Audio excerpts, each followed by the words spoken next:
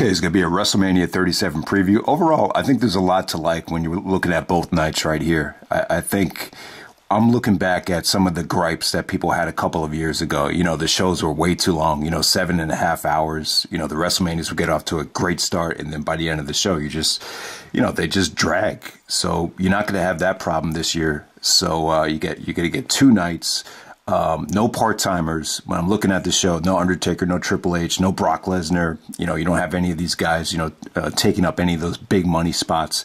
It's really kind of opened the door up for guys like Riddle, guys like Sammy, guys like, Braun Strowman, Cesaro. It's really giving guys a chance to really steal the show and really make a name for themselves and either, a star-breaking performance or kind of, resurrecting their career, like in Cesaro's case. So I'm definitely looking forward to see a lot of these guys, finally getting a chance in this situation. So there's a lot to like there. The crowd should be, pretty good. If you guys have been watching if anyone's been watching baseball during the first week of the baseball season, you'll notice like the fans, they made a big difference, compared to the summertime. It's limited capacity, but still, it definitely feels like, it almost feels like it's back to normal. And when you combine that with the fact that this is a football stadium, you'll have even more fans. So the crowd reaction should feel like a breath of fresh air. So I'll just definitely say that. So, the way this whole thing is structured, it should definitely solve a lot of the problems that have happened the last couple of years with WrestleMania. All right, so I'm looking at night one, looking at night two. It definitely looks like night two is going to be the better night. I know last year night one ended up being the better night, and I thought night two probably was going to be the better night, but with this card right here, I'd be shocked if night two is not the better night. Obviously, you got Roman, Edge, and Bryan main eventing night two. I think that's by far the most attractive match this whole weekend. But let me just focus on night one first. You got Sasha Banks, Bianca Belair for the SmackDown Championship. Bianca won the Royal Rumble. Sasha's at the top of her game. These are two really toned, fit, athletic girls that could really, put on something special. I wouldn't be shocked at this main event. I would actually go with this as the main event. I don't see any problem with having Sasha representing the women main eventing night one, and then you could do the triple threat main eventing night two. I think that's fair. I think that's fine. I know McIntyre said that his match with Lashley was going to be the main event, but I don't know. I think it's up in the air. I don't think anything's set in stone. So with Bobby Lashley coming in as the champion with MVP taking on Drew McIntyre, a lot to say about this match. I just want to make clear that I'm very happy that Lashley's getting this chance with the championship. I think giving Lashley the belt makes the match easier to promote. Lashley is a superstar. I mean, he is quite an established name, even though, this is his first run with a major WWE, championship. I do think the way they gave it to Lashley was pretty creative.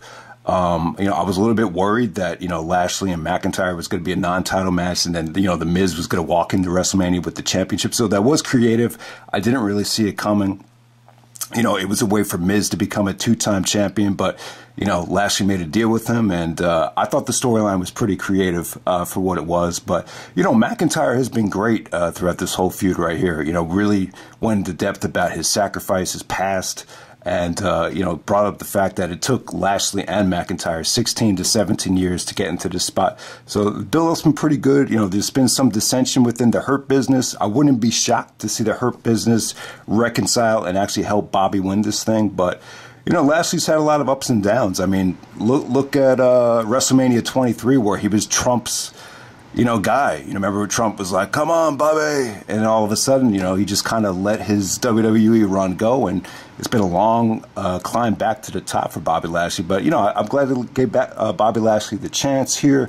The match has received much better promotion than the match from Backlash. Obviously, at Backlash, they had to take a backseat to the greatest wrestling match ever, over promotion with Edge and Randy Orton. But yeah, this match has been well promoted. I don't think it's going to be amazing, but I think it'll be good. I think it's something people want to see. It's two heavyweights clashing, and this is an example of a match to me where I don't think anybody like fantasized about it, but if it's promoted properly, you could just build interest, and I think that's what they've done. Yeah, so I think it'll be good. All right, so throughout the rest of night one, you're gonna get Bad Bunny and Damian Priest taking on The Miz and John Morrison. I'm cool with this. It kind of keeps that celebrity theme going with WrestleMania, and I think most people would agree you'd rather see Miz in a situation like this. And, you know, the bill's been pretty good with, you know, Miz and Morrison being their, you know, wacky usual selves. And we move on from there. Next match, you get the New Day, Kofi Kingston and Xavier Woods taking on AJ Styles and Omos for the Raw Tag Team Championships here. It really reminds me of the AJ match from Bound for Glory 2007, where it's like the biggest show of the year, and you're putting AJ in the tag team title match. I think he actually teamed with Pac-Man Jones on that show, if I'm not mistaken. But yeah, you got AJ in there with some great talented guys. This is a chance for Omos to show what he can do. You know, basketball and wrestling have a lot in common, because I compare this guy to Taco Falls, who's like he's like 7 foot, what is he, like 7'7" on the Boston Celtics. The guy never plays. Same thing with Omos, like he never wrestles. We don't really know what he can do in the ring, but we'll finally get to see it here, man. He's just a big man with a lot of size, and yeah, I think you know, you're gonna get to see AJ and Kofi go at it here, so I'm definitely looking forward to that. If this gets enough time, it could be something special, but you're just a little bit hesitant to overreact to this match, because, you know, you don't know what Omos can do in a 10-minute match, 15-minute match. All right, Braun Strowman taking on Shane McMahon. This would be a steel cage match. I'm cool with this. You know, I'm not a Strowman guy, but, you know, the one guy I wouldn't mind seeing him go against is Shane McMahon. You know, the build-up's been really unique, with Shane being more of the chicken shit heel that's insulting Braun's intelligence, you know, making fun of his, you know, report cards, you know, just kind of, you know, referring to Strowman as being slow and stupid.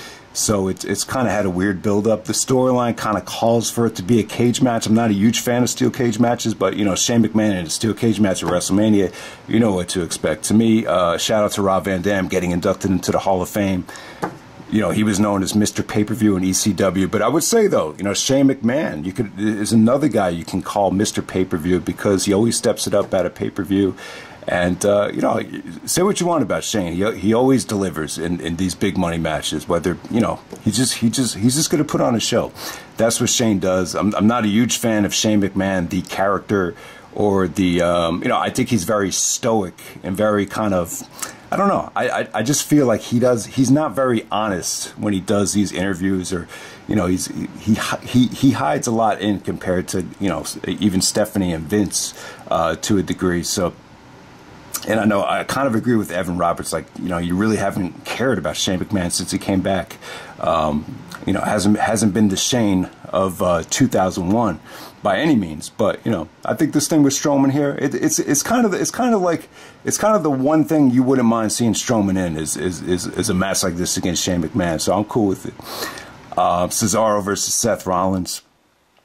This is definitely a match I'm looking forward to. You know, this is a unique case where the older guy has a chance to kind of resurrect his career against the younger guy. Seth Rollins, former Ring of Honor champion, former WWE champion. You know, Seth has closed WrestleMania as the champion, something CM Punk at this point could only dream about. So Seth Rollins is very accomplished when you look at his career compared to Cesaro. Cesaro's kind of had a struggle with the WWE, the short end of the stick, so to say. But yeah, give Cesaro credit that he's still there. He's 40 years old, or, you know, well into his 40s now, but he could still go. And, you know, these two guys are former ROH legends. You know, they're former legends of the Indies. Their story really started at the Ted Petty Invitational, with Claudio being a wrestler and Seth Rollins being a fan, and it all comes full circle to this match right here. I mean, it's in terms of the history here, you know, Cesaro was part of the Kings of Wrestling.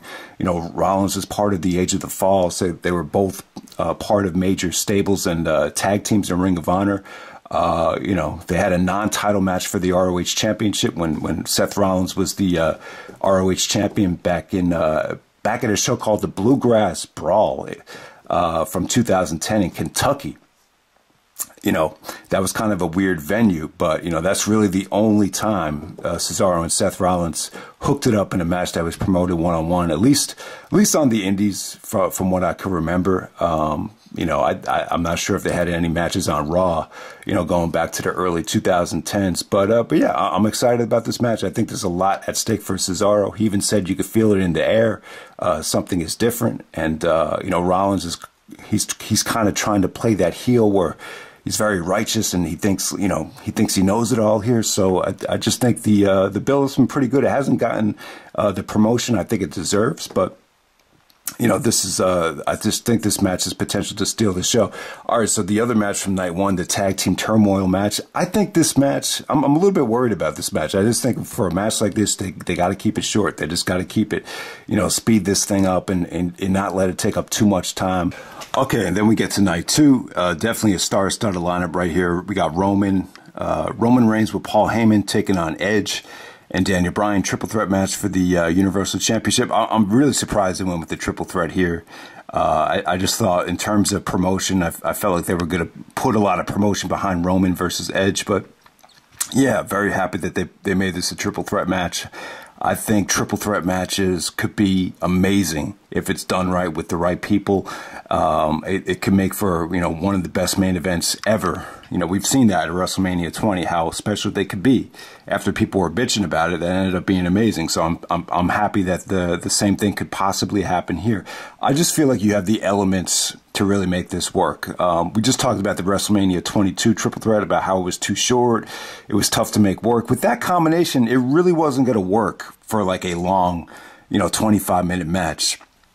But with this situation right here, Bryan can make anything work because he's that good.